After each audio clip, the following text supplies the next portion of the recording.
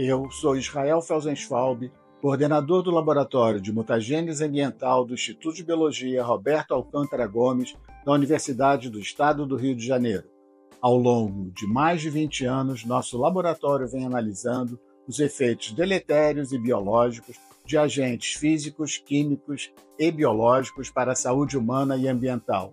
Nos últimos anos, Andréia da Silva Fernandes e Carlos Fernando Araújo Lima, este do Laboratório Integrado de Mutagênese Ambiental da Unirio, se juntaram ao LabMut na área de mutagênese e toxicologia ambiental.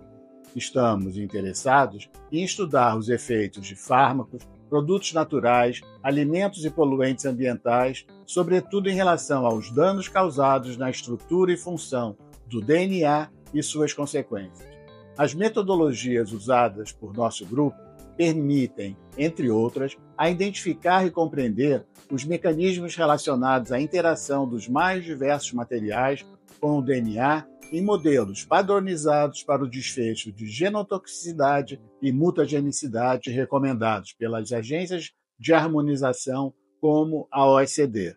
Nosso laboratório integra a rede de laboratórios que participam da avaliação interlaboratorial para o teste de Ames ou ensaio Salmonella microsoma, realizado pela Mutagen Brasil. Esse é um ensaio primordial para averiguar a mutagenicidade de qualquer produto que tenha a intenção de consumo para a saúde humana ou animal. Além desses, outros ensaios in vitro recomendados como modelos alternativos ao uso em larga escala de experimentação animal, como o ensaio de micronúcleo in vitro com bloqueio de citocinese em diversos modelos de células eucariontes e os ensaios de fototoxicidade in vitro com queratinócitos humanos.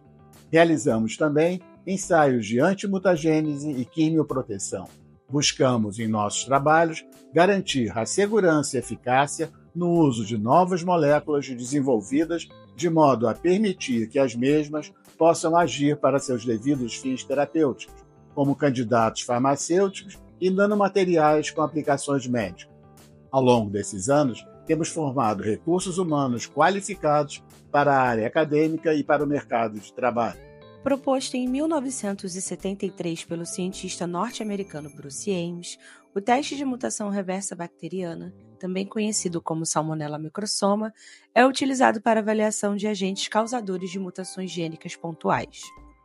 Ao investigar o metabolismo de histidina das bactérias e no intuito de substituir o uso de animais para determinar mutações, ele foi capaz de isolar bactérias mutantes para os genes do operon de histidina. Dessa maneira, se tornou possível detectar mutações de ponto. Linhagens foram criadas através de modificações de uma parte da sequência de DNA da bactéria Salmonella enterica Surobacter-fimurium, fazendo com que as linhagens mutantes sejam incapazes de produzir histidina. Além disso, as linhagens receberam outras modificações para aumentar sua sensibilidade a mutágenos.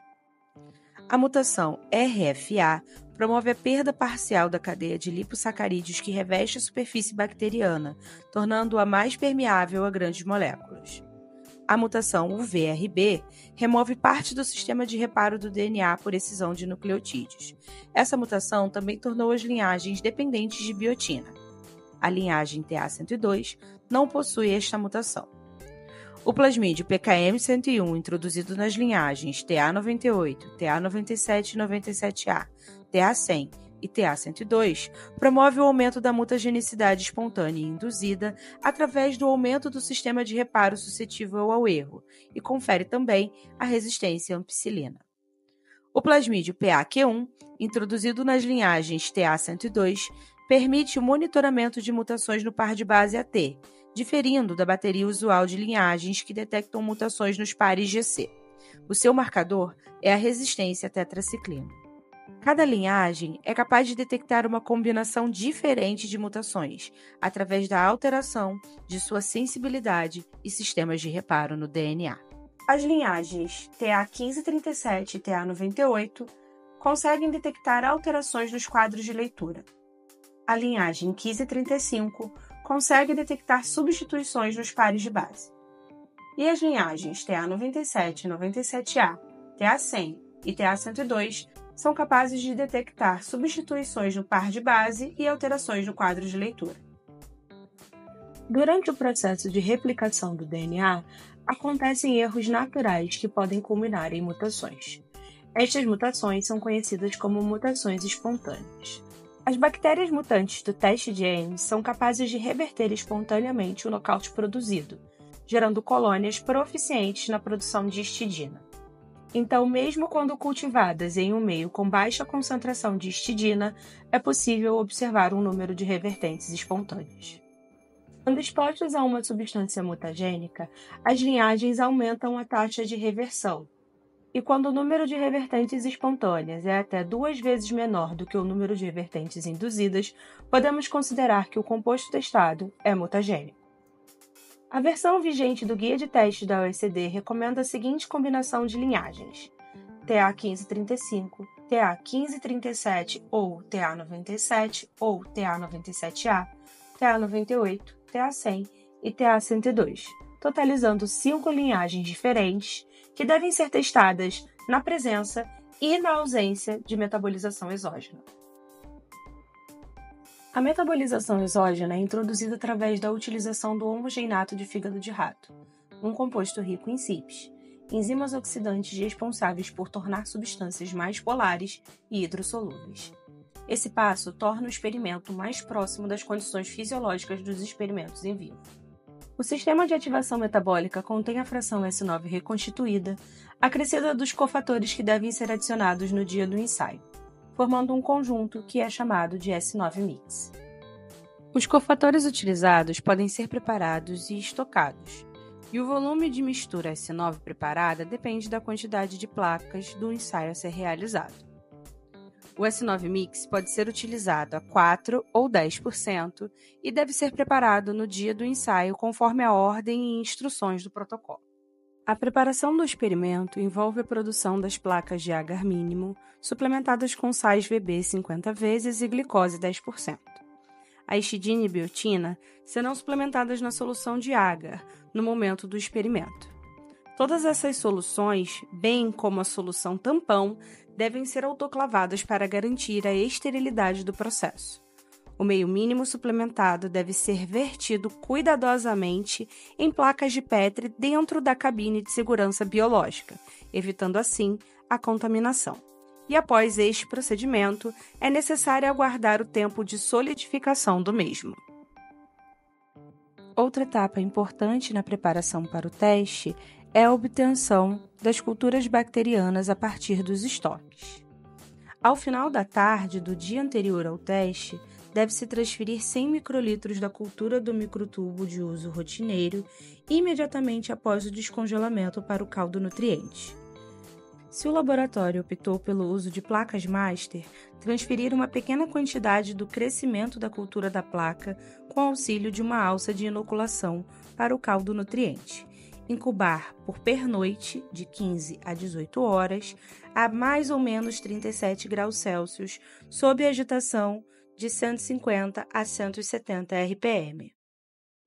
A checagem das características genéticas das linhagens utilizadas é essencial e podem ser discriminadas a seguir. Para checar o requerimento de histidina, até 5 culturas podem ser semeadas na mesma placa. É necessário semear cada cultura com alça de inoculação estéril em placa de agar mínimo com biotina e em placa de agar mínimo com biotina e histidina.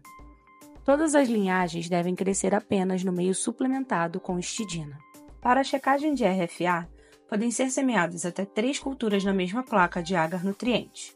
Com auxílio de uma pinça estéril, colocar no centro de cada semeadura um disco de papel de filtro com cerca de 5 mm de diâmetro e 1 mm de espessura, embebido em solução de cristal violeta 1 mg por ml.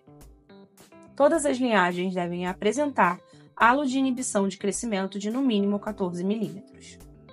Para a checagem do UVRB, é possível semear até 5 culturas em faixas horizontais em uma placa de agar nutriente. A tampa da placa deve ser deslocada para a lateral até cobrir uma das metades da semeadura, sendo a outra irradiada com luz ultravioleta 15 watts de potência, a distância de 33 cm por 15 segundos.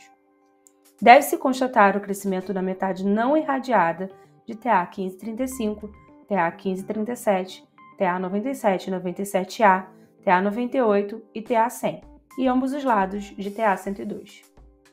A presença do plasmídio pode ser verificada em até 5 linhagens em uma única placa de H-nutriente, onde após a semeadura das linhagens, deve-se estriar com uma alça de inoculação uma fina camada do antibiótico apropriado para cada linhagem sobre o pontilhado.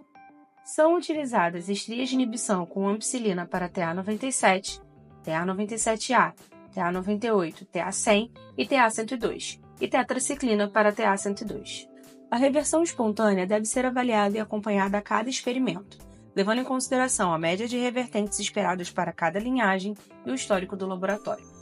Como citado anteriormente, o experimento pode ocorrer na presença ou na ausência de metabolização exógena, representada pela presença do composto S9-mix. Os controles positivos devem ser considerados para cada uma das condições, levando em conta o efeito da oxidação sobre os compostos. Iniciamos o procedimento pipetando 500 microlitros de tampão fosfato ou S9-mix. A seguir, são adicionados 100 microlitros do solvente das amostras como forma de controle negativo. E, em seguida, 100 microlitros do controle positivo. Finalmente, são adicionados 100 microlitros de suspensão bacteriana em todos os tubos e eles são levados até o shaker, onde ficam incubados por 20 a 30 minutos.